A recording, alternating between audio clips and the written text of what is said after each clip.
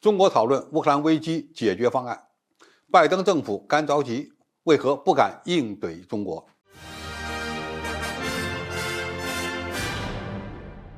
观众朋友，大家好，我是付天创。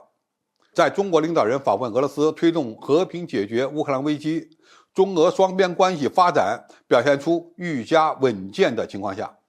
拜登政府却陷入了难堪的境地。彭博社称，在两个竞争对手讨论美国无法接受的乌克兰和平方案之际，美方只能在一旁干着急。中国推动和平解决乌克兰危机，原本就是为了世界和平，但是从中美竞争的角度来看，美国很明显地陷入了尴尬的境地。为什么这么说呢？首先，如果美国拒绝这份方案，那么世界各国都会认为美国反对停火和结束战争。虽然支持乌克兰一直打下去，最终让俄罗斯撤军是大多数西方国家的共识，但是当战争发展进程不如西方预期，而战争所带来的负面影响越来越明显的时候，特别是不愿意援助乌克兰的民意聚集之后，西方政坛希望俄乌通过谈判解决危机的声音也在放大。再加上欧洲也明白美国在利用这场危机消耗自己，所以美国只能对中国推动的和平倡议表示怀疑，声称这只会对俄罗斯有利，但是呢又不敢公开反对，因为反对中国就等于反对和平，会让美国定位在战争推动者的角色上。第二，普京力挺中国解决方案，让美国面临着被边缘化的风险。美国人更难受的是，俄乌问题的解决离不开俄罗斯的支持，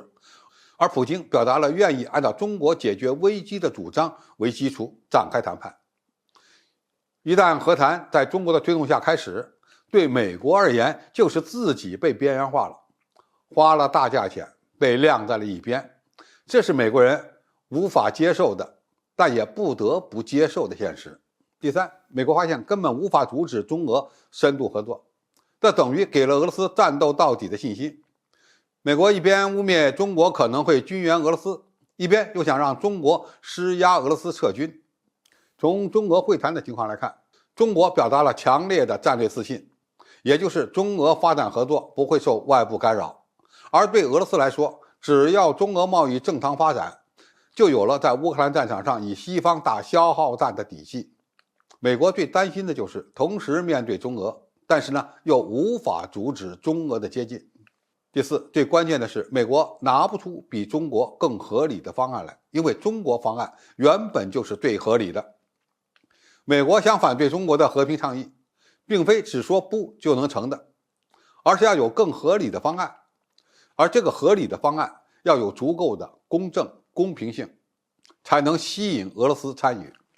而中国提出的12点主张恰恰是国际社会对乌克兰危机的最大公约数。第五，美国想把中俄深化合作渲染成意识形态斗争，